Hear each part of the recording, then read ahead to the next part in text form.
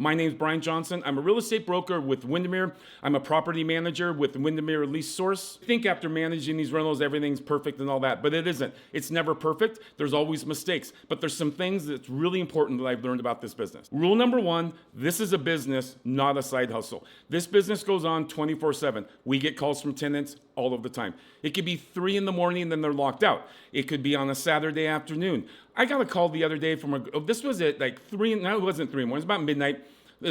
A younger person calls and her dryer was broken and her clothes were in the dryer and they were wet. And she wanted to know what she was supposed to do with her wet clothes on a Friday night at midnight. This isn't really a tenant emergency, but it's still the phone call that you're gonna get. Or the one on a Saturday that I get that the apartment dweller is in Europe right now, and she'd wonder if I'd routinely go check and see if her FedEx packages are showing up on her doorstep. No, I'm not gonna show up on the doorstep and check your FedEx packages, and that's the phone call that you're gonna be getting as a landlord also. So this is a business, it's not a side hustle, it goes on all of the time. So what saves you is systems.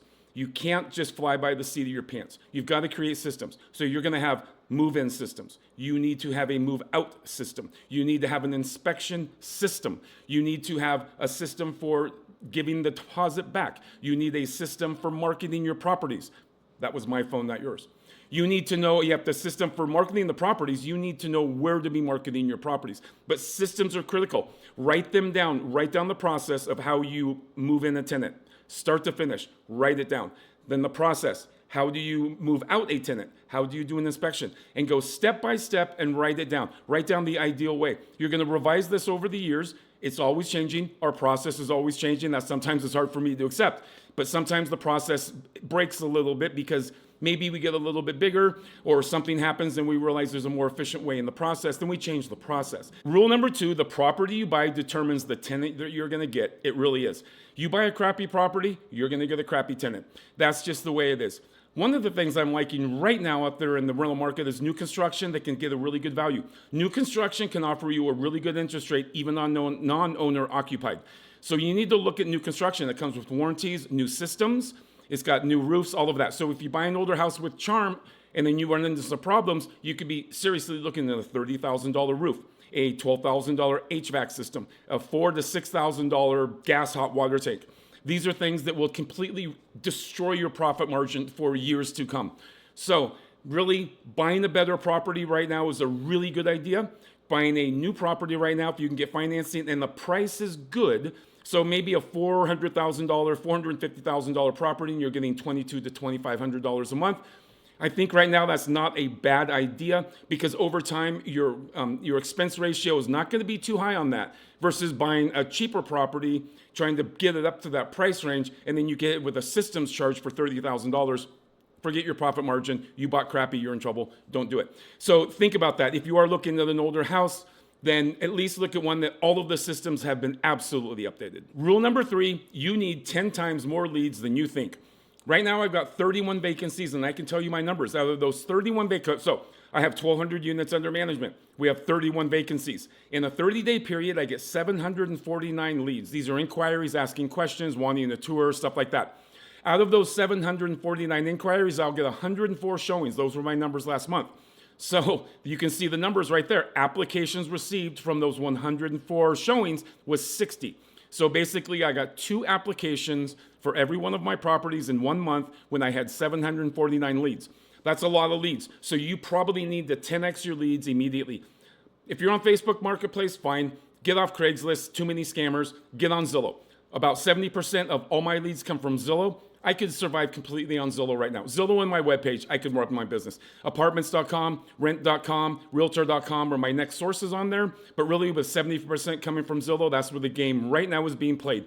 And this is true on the real estate sales side. Also, Zillow is the game, Zillow's the numbers. Those things change over time and Zillow could change over time. But right now, that's the field that we're playing in. That's where you want to be is on Zillow. Rule number 4, screen like your income depends on it because it does. So it's really important to screen those tenants. This is where I was talking earlier about having guidelines. What are your guidelines for tenant selection? You need to stick to that. Income, 3 times the rent. Stable employment that you can check. If it's a new job, you want to get a job letter. Credit score above 600. I want to see no evictions, and I want good landlord references across the board. But I can do that because, like I said, I got 749 leads this month with 104 showings and 60 applications. So I can be a little bit selective on those people like that, and that's what we do. We have those guidelines, and I'm sorry if someone doesn't fit. There's other management companies, and there's other homes they can move into, and that's great. But for us, I work for my owner, and those are the guidelines, and we stick to it. And it's tough sometimes, but basically, screen like your income depends on it. Rule number 5, no fair housing laws or pay for it later. It's tricky. Fair housing is different everywhere. It's not always federally run. It can be run in your state. It could be run from your city. Understanding fair housing, voucher laws, things like that. Here's a quirky thing. In my place, in my town, we require 3 times the rent and income. On a fair housing, on a voucher tenant in my city, we can't do that. So basically, if my rent is $1,200 a month, and the voucher that the person is submitting for their income, let's say that's $1,000 a month, so they're responsible for $200 a month of their rent. Well, they only need now 3 times their contribution in income, and that's how I have to screen them. So they have to make $600 a month in this case to qualify for my unit. Also, once you receive a fair housing, let's say a voucher client, especially in my town, you have to work through that application. You can't bring in another application and put it in front of that one. You have to work through it. And unfortunately, housing and voucher tenants can take a couple weeks simply to get approved from property inspections. So know your fair housing laws, know them inside and out. Discrimination lawsuits happen. They can happen even if you didn't think you did anything wrong. So you have to, again, on those systems, you're treating everyone exactly the same, and you can't discriminate on anything. And even people, I know we all know race, you can't discriminate there, but you can't discriminate on family relations. You can't. So if kids, they bring their kids, 2 in the bedroom, you just can't discriminate. You can't charge extra deposits for extra kids. They all have to be treated fairly. So know your laws. Rule number 6, a weak lease is a time bomb that's going to go off in your face. Most of the time, a tenant, on our volume with all of our leads and all of our properties, you kind of get an idea of this over time, how you have to depend on your lease when things go haywire with the tenant. Some tenants are very, very intelligent about the law, and they will read that lease and they will trick you. And, well, not so much trick you, but try and get you to make a mistake and trip you up. Then you can be in small claims court with egg on your face and you're getting sued. And most people don't know this, but small claims court is not a court of law. Small claims court is just a judge deciding what he feels that day. It has nothing to do with the law. They don't bring lawyers. We can't bring a lawyer in there. So you walk in there with a weak lease and you have a judge that's feeling sorry for that tenant, you're done. You're going to lose.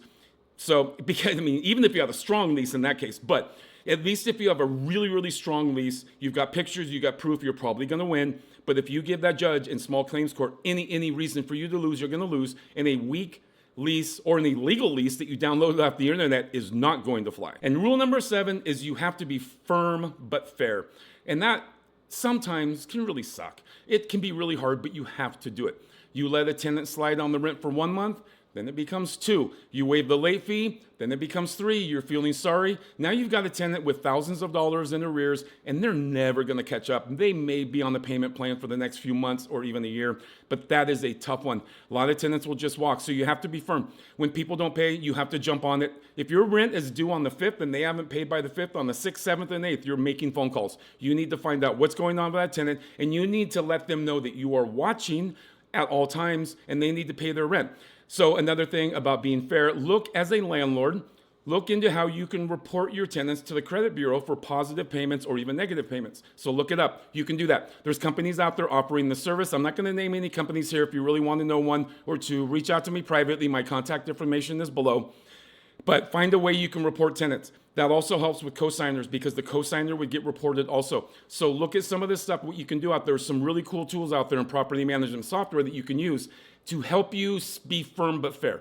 Post that notice of payment. Send it out. It scares people when it's on their door. Even if you don't want to enforce the notice, you can still post it as a way to light the fire under people's butt to get going. And don't make rent the last thing they pay every month. So managing rentals isn't easy, but if you treat it like a business, you stick to your boundaries, you create processes, you stick to those processes, you be firm and fair, and you maximize your marketing, and you know fair housing laws, you're going to do okay.